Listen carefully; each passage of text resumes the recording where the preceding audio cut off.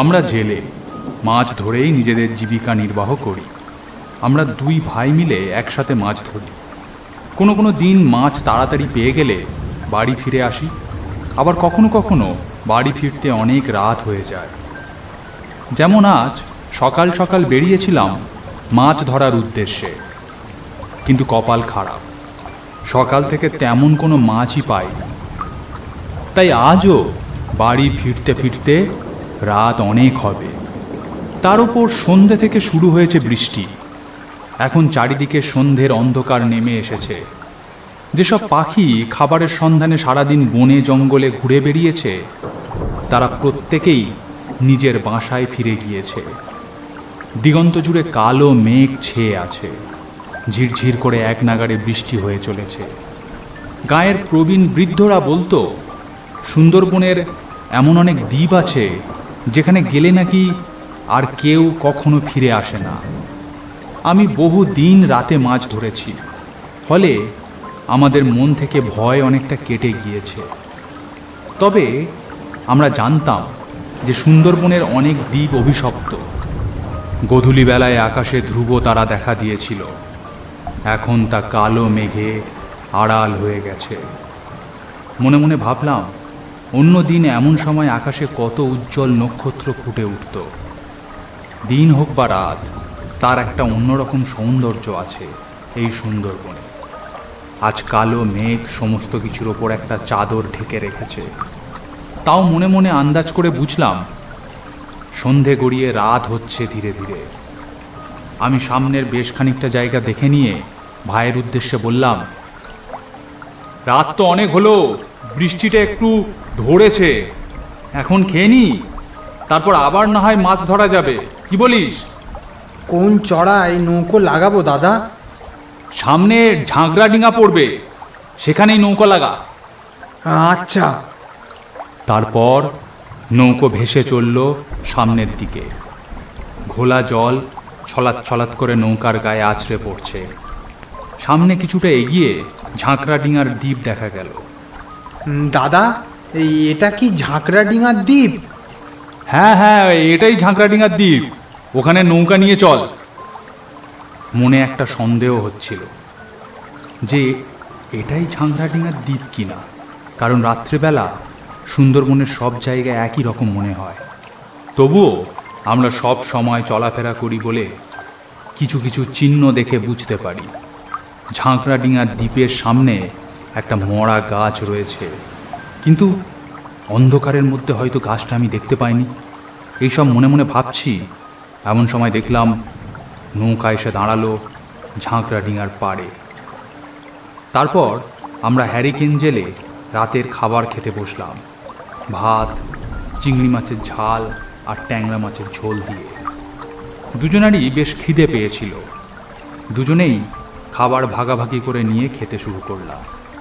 পরম তৃপ্তি ভরে চিংড়ি মাছের ঝাল দিয়ে ভাত মাখিয়ে খেলাম। ট্যাংরা মাছের ঝোলটাও মা দারুণ বানিয়েছিল। পেট ভরা থাকলে মানুষ দেহে বল ফিরে পায়, মাথা ঠান্ডা থাকে, এটা খুবই সত্যি কথা।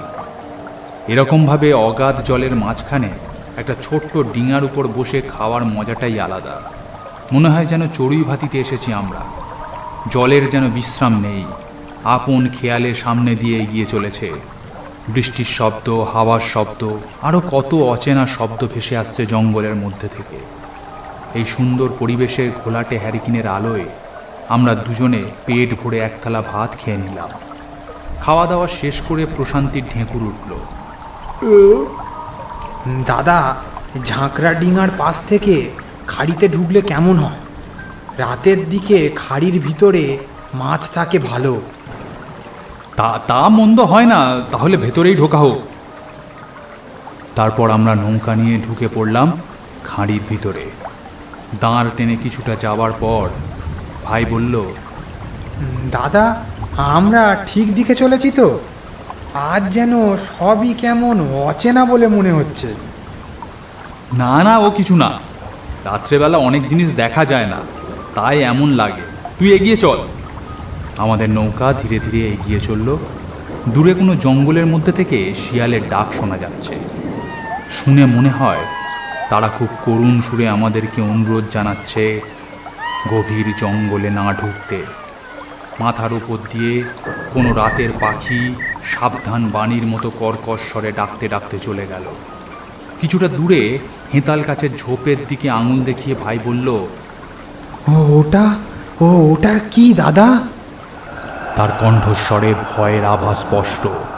সেদিকে তাকিয়ে দেখলাম হেঁতাল গাছের ঝোপের মধ্যে দুটো মোটর দানার মতো আগুনের পিণ্ড ধক ধক করে জ্বলছে। প্রথমে আমিও একটু ঘাবড়ে গিয়েছিলাম, কিন্তু আমার অভিজ্ঞ চোখে ভালো করে সব কিছু লক্ষ্য করার পর বললাম, হ্যাঁ দূর পাগল, ওটা তো শিয়াল। অমনি চোখ দুটো ঝোপের আড়ালে চলে গেল। ও তাই বুঝি? হঠাৎ করে দেখে আর কি। আরে বাবা, আমি তো তোর সঙ্গে আছি নাকি, কোনো চিন্তা নেই, চল। আবার নৌকো সামনের দিকে এগিয়ে চলল। কিছুটা যাওয়ার পর হঠাৎ আমি একটা জিনিস লক্ষ্য করলাম। এই জায়গাটার মধ্যে কি যেন একটা পরিবর্তন হয়েছে। এমন অনেক গাছ গজিয়ে উঠেছে যা আগে ছিল না। আমরা মাঝে মধ্যেই এখানে আসি, তাও রাতের অন্ধকারে জায়গাটাকে কেমন অচেনা বলে মনে হলো। দাদা, জায়গাটাকে একটু অদ্ভুত বলে মনে হচ্ছে না? না না, অন্য কিছু না, রাতের অন্ধকারে সব জায়গাকে একটু অন্যরকম লাগছে। দাদা বলি কি, ফিরে যাবে? অন্য কোনো দিকে চলো। আরে না না, তুই শুধু শুধু ভয় পাচ্ছিস। কিচ্ছু হবে না। আর একটু এগিয়ে গিয়ে আমরা নোঙর ফেলবো মাছ ধরার জন্য। সামনে কিছুটা এগিয়ে আমরা নৌকা দাঁড় করালাম। মাছ ধরার জন্য প্রস্তুত হয়ে জাল ফেললাম জলে। ক্রমেই আমরা মাছ ধরতে শুরু করলাম। কিছুক্ষণ ধরার পরেই বুঝলাম এদিকে এসে একরকম ভালোই করেছি। প্রচুর মাছ রয়েছে এখানে। আমাদের যা মাছ দরকার তার চেয়েও বেশি মাছ পেয়েছি আজ। এমন করে ঘন্টা দুয়েক মাছ ধরে চললাম আমরা। দাদা, যা মাছ আশা করেছিলাম তার চেয়ে ঢের বেশি মাছ পেয়েছি। এবার ফিরে গেলে হয় না?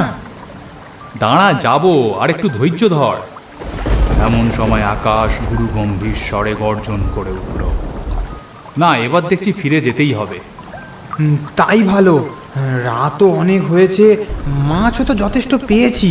এবার ফিরে যাওয়াই ভালো। আচ্ছা তাই চল, নোঙর ওঠা। আমরা নোঙর তুলে সামনের দিকে নৌকা এগিয়ে নিয়ে চললাম। কিছুটা যাবার পর হঠাৎ মনে হলো আমরা যেখান থেকে নোঙর তুলেছিলাম আবার যেন সেখানেই এসে পৌঁছেছি। কিন্তু এটা তো হবার কথা নয়। খাড়ির মধ্যে ভিন্ন পথ থাকলে তখন গুলিয়ে যাওয়ার সম্ভাবনা থাকে, কিন্তু আমরা তো একটা পথেই খাড়ির মধ্যে ঢুকেছি।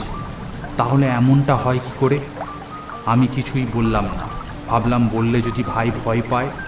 আরও কিছুক্ষণ নৌকা চালানোর পর আবার সেই এক কাণ্ড। আমরা সেই একই জায়গাতেই ফিরে এসেছি আবার। আমি তো কিছুই বুঝতে পারলাম না। অনেক ভেবেও এমনটা হবার কোনো কারণ খুঁজে পেলাম না। এমন করে বেশ কিছুক্ষণ নৌকা চালিয়েও আমরা সেই ঝাঁকড়া ডিঙার মুখটাতে ফিরতে পারলাম না। দাদা, এই কি ব্যাপার বলো দেখি? এই এতক্ষণ তো আমাদের মূল নদীতে ফিরে যাওয়ার কথা, এখনো মূল নদীর দেখাই পাচ্ছি না। না না, কিছুটা বাকি আছে হয়তো, বুঝলি। খালি মনে হচ্ছে আমরা একই জায়গাতে বারবার ফিরে আসছি। আমি কথাটা উড়িয়ে দেওয়ার উদ্দেশ্যে বললাম, যা, কি বাজে কথা বলছিস। নৌকা টেনে নিয়ে চল, ঠিক বাইরে চলে যাব। আরও কিছুক্ষণ একই জায়গার মধ্যে গোল গোল ঘোরবার পর বুঝলাম আমাদের সাথে কিছু একটা অদ্ভুত ব্যাপার হচ্ছে। এবার আর কোনো ভুল নেই। আমরা এক জায়গার মধ্যে বারবার ঘুরছি, যেন কেউ আমাদের সামনে এগোনোর শক্তি রুদ্ধ করে রেখেছে। একই জায়গার উপর ক্রমাগত দাঁড় টেনে চলেছি আমরা। আবার আকাশে গুরু গুরু ডাক শোনা গেল। দাদা, আমরা একই জায়গায় চলেছি, এতে আর কোনো ভুল নেই। এতক্ষণেও বাইরে বেরোতে পারিনি আমরা। তাই তো দেখছি। কি হচ্ছে বল দেখি। এতক্ষণে তো বাইরে বেরিয়ে যাওয়ার কথা, আর আমরা সত্যি এক জায়গার উপর দিয়ে যাচ্ছি বারবার। দাদা, আমরা কি এখান থেকে বেরোতে পারবো না? কেন হচ্ছে এই এমনটা আমাদের সাথে? তুই কোনো চিন্তা করিস না, আমরা ঠিক এখান থেকে বেরিয়ে যাব। এমন সময় একটা ভয়ঙ্কর কর্কশ কণ্ঠস্বরে উত্তর এলো। কি করে বেরিয়ে যাবি? তুই ভুলিয়া দ্বীপে এসে পড়েছিস, আর তোকে কেউ বাঁচাতে পারবে না।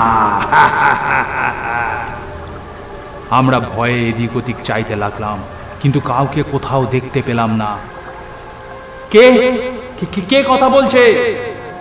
সাহস থাকে তো সামনে এসে কথা বলো। আবার কণ্ঠস্বর শোনা গেল। এই তো তোর সামনে দাঁড়িয়ে আছে, ভালো করে দেখ। ভালো করে লক্ষ্য করে যা দেখলাম তাতে আমার শরীর ঠক ঠক করে কাঁপতে লাগলো। পিঠের শির দ্বারা বেয়ে একটা হিমশীতল স্রোত উপরের দিকে উঠে আসতে লাগলো। ভয়ে বুকের ভেতরটা ফাঁকা হয়ে গেল। অবাক বিস্ফারিত দৃষ্টিতে দেখলাম কিছুটা দূরে সামনে ডাঙার উপর দুটো কঙ্কাল দাঁড়িয়ে আছে।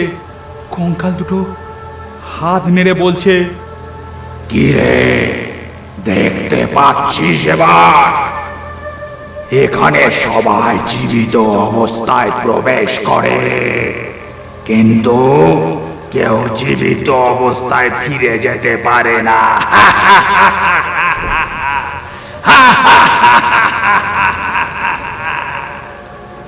প্রচণ্ড ভয়ের মধ্যেও ভাবলাম, এই দ্বীপের কথা তো আমি আগে শুনেছি।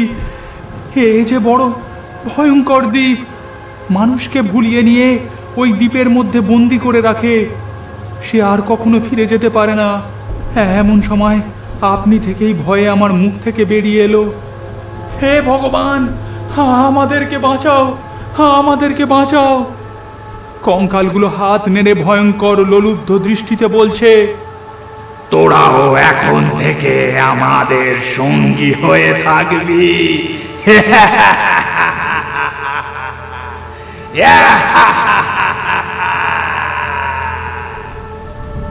কেউ বাঁচবে না, কেউ বাঁচাবে না তোদের।